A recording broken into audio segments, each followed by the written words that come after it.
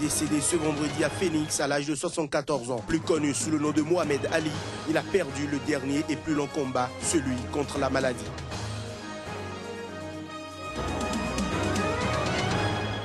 Au Gabon, l'opposant Jean Ping a opposé une fin de non-recevoir à la convocation de la police judiciaire. Les raisons qui sous-tendent son refus à suivre dans ce journal.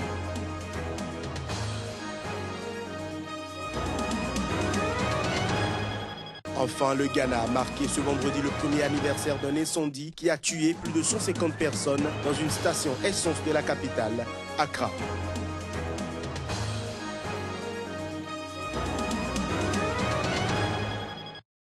Voilà pour le sommaire. Bienvenue, bonjour à toutes et à tous. I am the greatest, je suis le plus grand. Cette tirade, maintes fois lancée par Mohamed Ali, ne suffit pas à mesurer la légende du boxeur le plus célèbre de l'histoire. Il a écrit un demi-siècle durant avec ses poings, un verbe acéré et un charisme fou. Il a cependant perdu ce vendredi à 74 ans son dernier et plus long combat, celui contre la maladie de Parkinson. Reportage. Le boxeur américain né Cassius Marcellus Clay Jr. est décédé vendredi à Phoenix à l'âge de 74 ans après un long combat avec la maladie de Parkinson. Autant que le boxeur doté de dons uniques, d'une technique très pure, d'une étonnante mobilité et d'un punch au-dessus de la moyenne, l'histoire retiendra l'homme qui a bouleversé les conventions sur et en dehors du ring avec son rare sens de la formule, son instinct de grand communicateur, son goût pour la provocation et son combat permanent contre l'ordre établi. C'est pour se venger d'un gamin qui lui a volé son vélo que ce petit-fils d'esclave, né le 17 janvier 1942 à Louisville, dans le Kentucky, apprend la boxe. Très vite, c'est la gloire. À 18 ans, il est champion olympique à Rome. Sitôt professionnel, Cassius Clay entame son autopromotion à coups de formules dont la plus fameuse « Je vole comme un papillon, je pique comme une abeille, je suis le plus grand ». À 22 ans, il est champion du monde aux dépens du redoutable Sonny Liston. Le lendemain, il décide de changer de nom et se fait appeler Cassius X en l'honneur du leader des Black Muslims Malcolm X. Un mois plus tard, il se convertit à l'islam et prend le nom de Mohamed Ali. Grâce à son style unique, les bras souvent ballants le long du corps, il conservera son titre mondial jusqu'en 1967, date à laquelle il refuse d'aller faire la guerre au Vietnam. Il échappe à la prison mais est interdit de ring, vilipendé par une majorité de l'opinion publique américaine, mais tenu par d'autres comme un pilier de la contre-culture et un champion de la cause des Noirs qui se battent alors pour l'égalité des droits. Déchu de ses titres, interdit de boxer pendant 3 ans et demi, il redevient champion du monde en 1974, réunifiant les titres d'OVBA et d'OVBC lors de sa victoire par KO au 8e round sur George Foreman lors du mythique combat dans la jungle à Kinshasa au Zaïre, aujourd'hui République démocratique du Congo. Après 56 victoires en 61 combats, dont 22 en championnat du monde et 37 avant la limite, Ali raccroche les gants.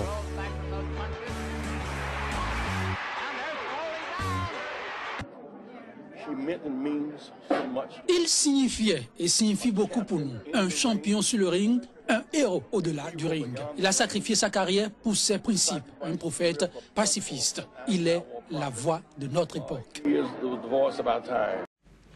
Je l'annonçais en titre, au Gabon, l'opposant Jean Ping a opposé une fin de non-recevoir à la convocation hier vendredi de la police judiciaire à Libreville. L'ancien président de la commission de l'Union africaine a évoqué une convocation sans motif et sans objet. Il soupçonne un manège du pouvoir pour le mettre en prison. Son procès, l'ancien baron du Parti démocratique gabonais, opposant et candidat déclaré à la présidentielle, accuse le pouvoir d'acharnement contre sa personne. Il est au micro de notre correspondant Paul Avogundila. Je ne crains personne. Vous voyez, je ne crains rien.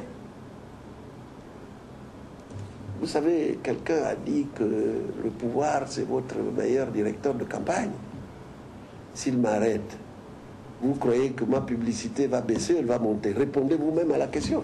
Vous me posez une question, je suis convoqué à la police judiciaire.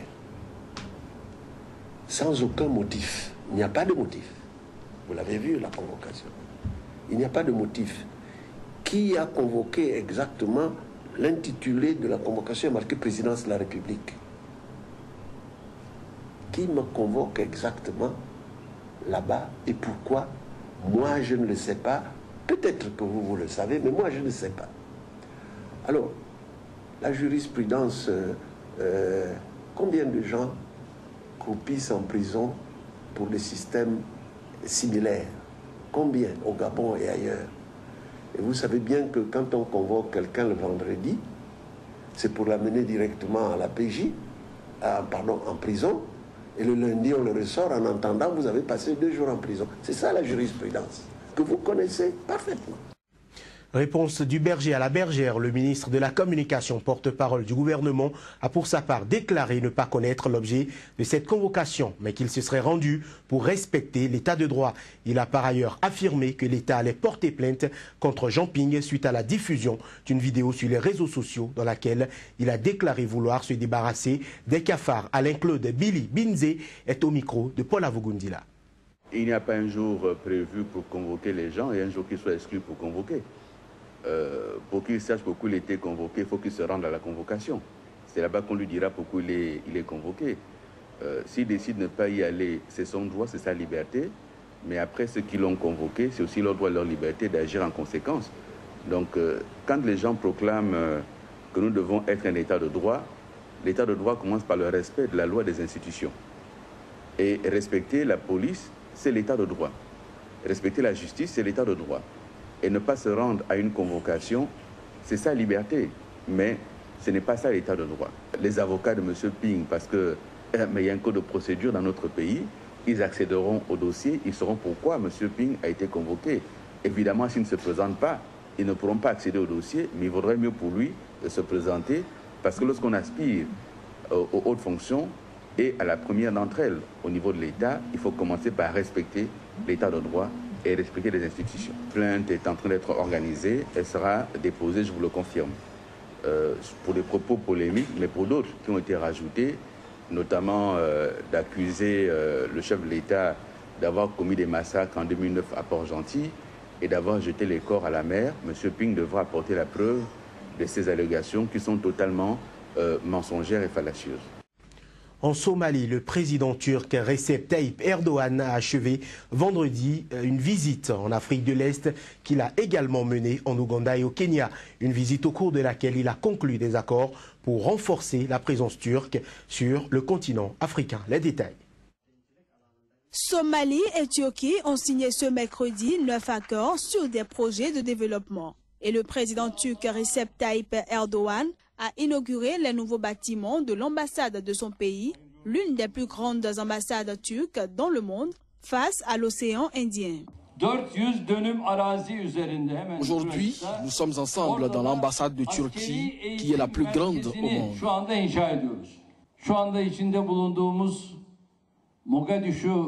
Nous allons construire un camp d'entraînement militaire de 400 mètres ici à Mogadiscio pour les troupes somaliennes.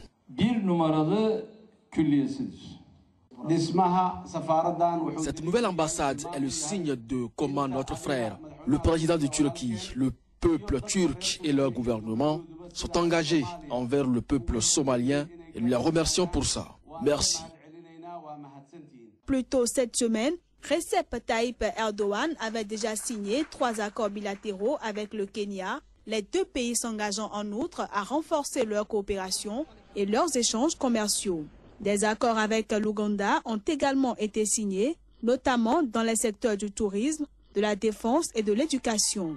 La visite de Recep Tayyip Erdogan s'inscrit dans le cadre de la politique turque de renforcement de sa présence en Afrique.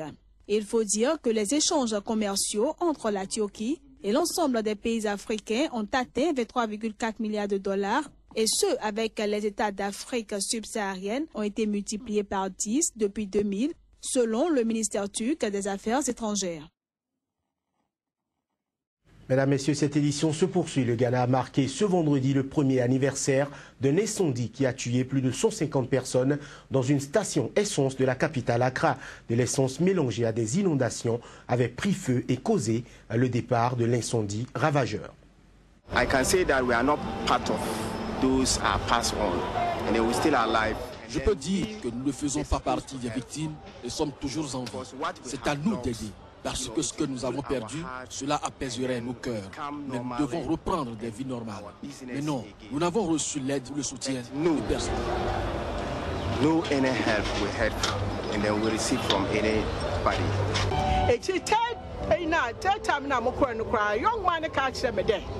J'ai été au bureau du service de gestion de crise plus de 3 fois. La dernière fois, le jeune homme m'a dit que comme mon fils avait bénéficié, mon foyer a été satisfait.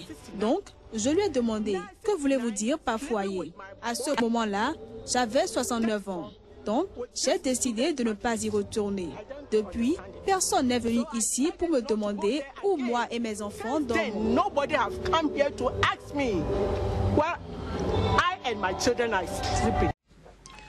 La Tunisie a signé hier avec les États-Unis un accord de garantie de prêt qui va lui permettre d'emprunter 500 millions de dollars sur les marchés financiers internationaux.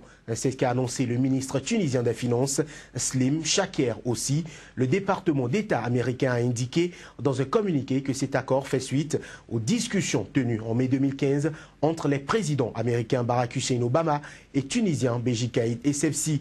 Il faut dire qu'il s'agit de la 3e garantie de prêt que les États-Unis accordent à la Tunisie après un accord sur 485 millions de dollars en 2012 et un autre sur 500 millions en 2014. Le commerce de bétail représente une source importante de revenus et assure la sécurité alimentaire pour des millions de personnes en Afrique de l'Ouest. Par exemple, ce commerce a augmenté de près de 20%. C'est ce qu'ont annoncé vendredi des spécialistes réunis à Abidjan, en Côte d'Ivoire. Selon eux, entre 2013 et 2014, en Afrique de l'Ouest, le commerce de bétail est passé de 279 000 têtes à plus de 328 000 têtes, soit une hausse de 17% des effectifs. Durant cette même période, les échanges ont rapporté 97 milliards de francs CFA, soit une augmentation de 10% des revenus. En ce qui concerne la demande des produits de l'élevage, elle augmentera de 250% d'ici 2020. Précisons que l'élevage du bétail occupe plus de 50% de la population rurale des pays du Sahel, notamment le Burkina Faso, le Mali et le Niger. Hors du continent africain, aux États-Unis, on y retourne. Bernie Sanders et ses partisans n'entendent pas raccrocher les primaires. Ils y croient plus que jamais. Pour ses fans, Bernie Sanders peut encore gagner la présidentielle et doit poursuivre sa campagne, même si sa rivale Hillary Clinton semble assurée d'emporter l'investiture démocrate. Reportage. Aller jusqu'au bout, c'est désormais la devise des pro-Sanders. Et pour sa cause, ils étaient 3000 personnes à avoir défié la canicule et patienté parfois plus de 6 heures afin de venir l'applaudir. Un meeting d'avant la primaire démocrate de mardi à Modesto, petite ville du centre de la Californie, l'une des zones les plus peuplées du pays. Optimistes, ils le sont, ces fans, déterminés à pousser leur champion à la victoire. Je pense qu'il va gagner la primaire en Californie. Je le pense vraiment et je crois aussi que s'il ne la gagne pas, il continuera avec un autre parti. Il a trop de soutien. Il a une obligation envers ce mouvement, cette révolution politique pour la faire. En ses chances, le candidat n'en doute pas non plus. La primaire à venir, Bernie Sanders dit l'attendre de pied ferme. If the turnout is high, we're going to win that primary. Si le taux de participation est élevé, nous allons gagner la primaire. If the turnout is very high, we're going to win with big numbers. Si le taux de participation est très élevé, nous allons gagner haut la main. Beaucoup dans l'Assemblée sont très jeunes et vont voter pour la première fois à la présidentielle de novembre. Ils sont nombreux à s'être inscrits sur les registres électoraux, poussés par une véritable Bernie Mania, adepte de son programme fondé sur un enseignement supérieur gratuit, une taxe carbone ou plus d'impôts pour les plus riches. À l'épreuve d'un choix définitif à opérer, le Parti démocrate court désormais le risque de la scission en cas d'un virage mal négocié.